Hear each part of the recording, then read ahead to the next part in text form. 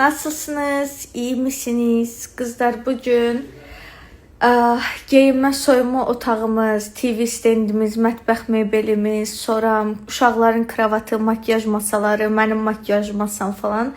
Nəysə mebellər yığılır.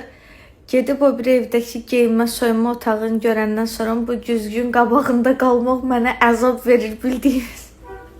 Orada bir geyinmə soyunma otağımın olduğunu bilmək və burada nə bilim hamam güzgüsün qabağında olmaq, makyaj masasının güzgüsün qabağında hazırlaşmaq əzab verir.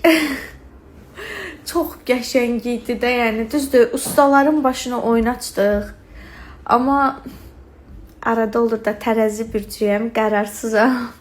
Şəhər məni tırkaladı, səhər-səhər deyinirdim o bir evdə. Oynatmışıq cəmaatın başına, amma o qədər gözəl idi, o qədər nə bilim